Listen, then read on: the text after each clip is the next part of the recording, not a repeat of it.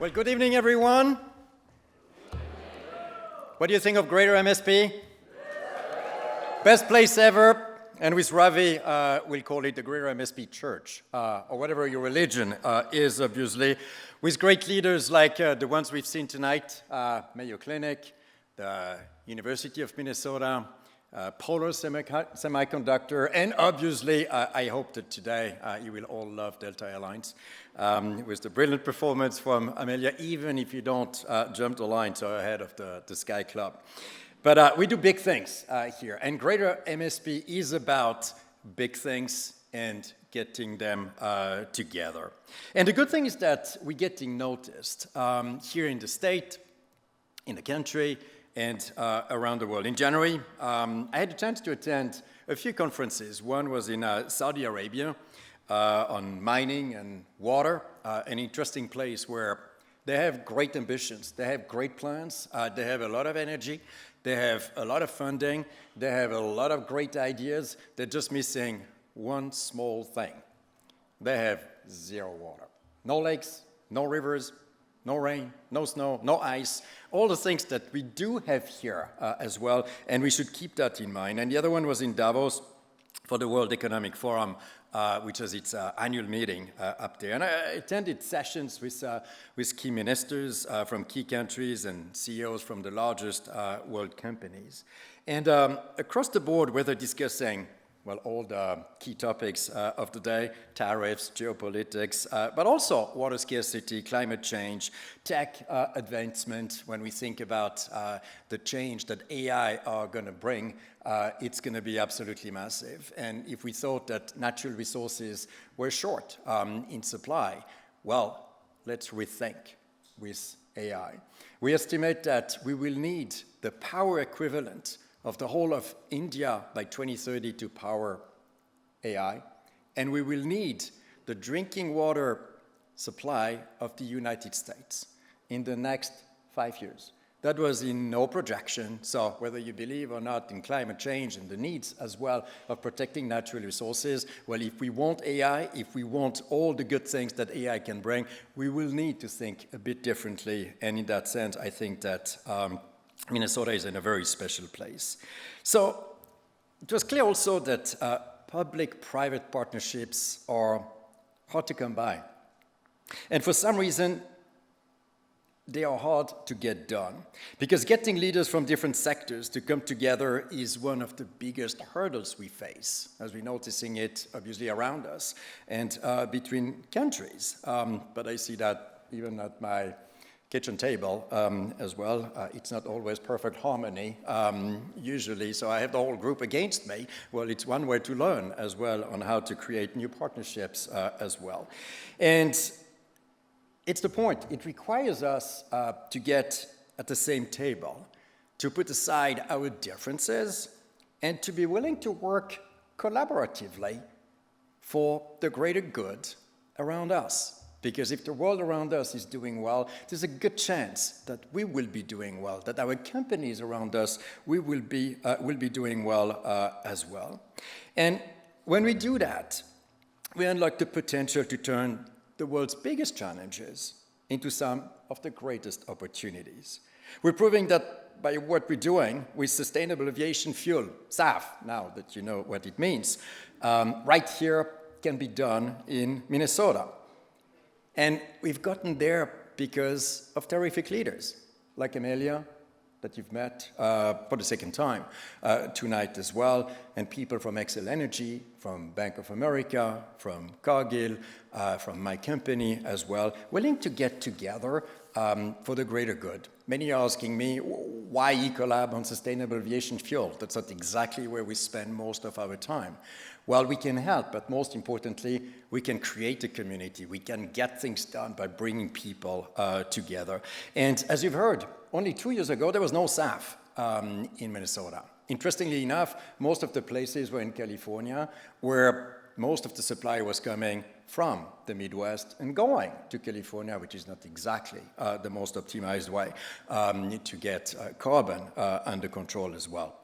So what we have here is really rare, and not only we should nurture it, but it serves as well as a model for how we live, how we operate in the state, and even outside that state. So SAF is just one of the big things that we're up to. We're also creating the next generation of global medtech, as you've heard it from Genrico just before, together with Medtronic and 15 other companies here in the state. We're renewing our semiconductor industry. You heard it as well from Surya with Paula, and we're revolutionizing as well agriculture with companies like Cargill and the University of Minnesota as well. So a question I'm getting from people quite a bit is how do you get that thing done? How do you find the time in order to move so big things? And that we're not just talking about them, but we get them done.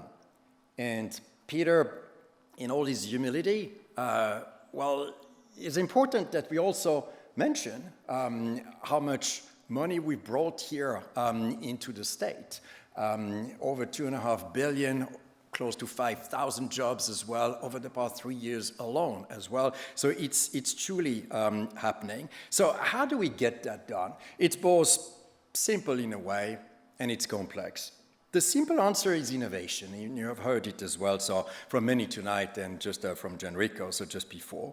We're embracing new ideas. We're not killing them. We're thinking about ideas and thinking about how can we get them done together by dreaming together, by getting new thoughts together, to think differently as well, and most importantly, to do it together.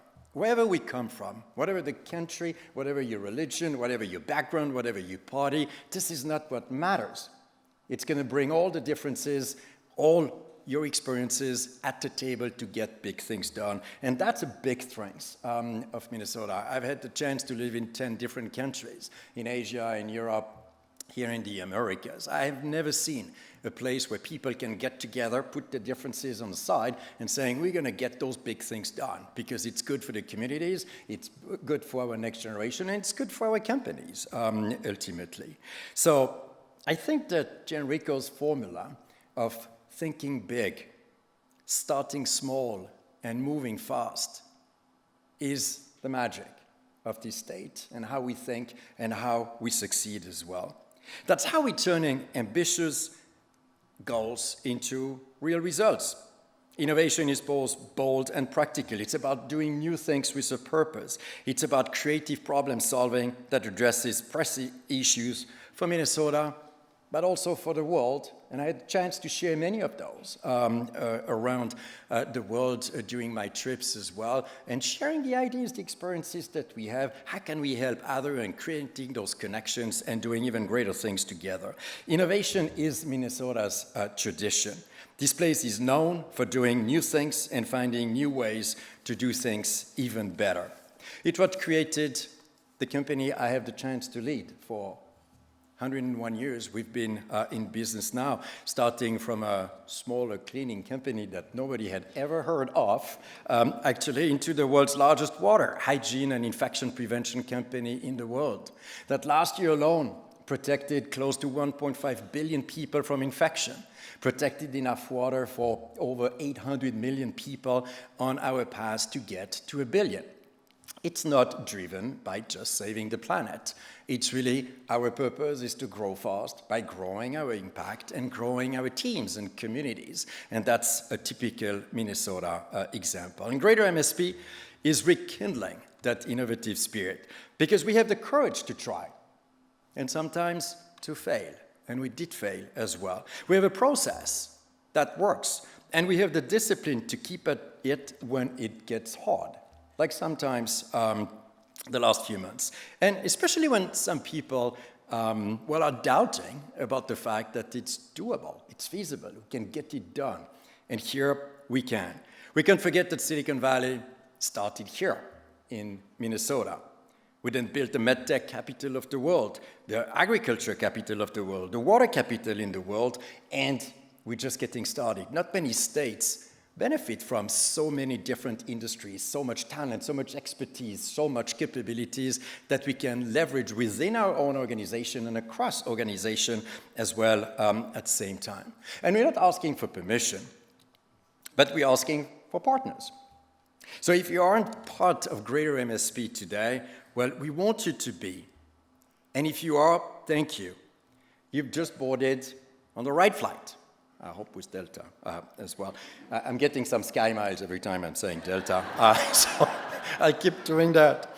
So together we're doing really cool things and amazing things that are necessary. We're working to become more competitive, and we know that that's a real issue.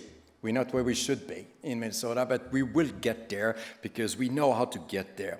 So we need to be even bolder, we need to be even more aggressive, and Greater MSP believes that our next chapter can be our best yet. But we don't know. But we know it won't just happen on its own. It's up to us, all of us in this room, all of us in the state. Our future relies on the actions we take right now. This year, we're making progress, and we're learning as well along the way. I believe we need to be even bolder, move even faster, and come even closer together as a partnership, as a region, and as a state. It's by getting together that we will get bigger things done. This is a public-private partnership. We need everyone on the team to realize our full potential. It's not about politics, it's about getting things done, driving investments, getting new jobs, and helping Minnesota thrive even more in the future. And we're not slowing down. Greater MSP doesn't stop at green lights. I hope that Peter stops at red lights. But we move at green lights, so for sure.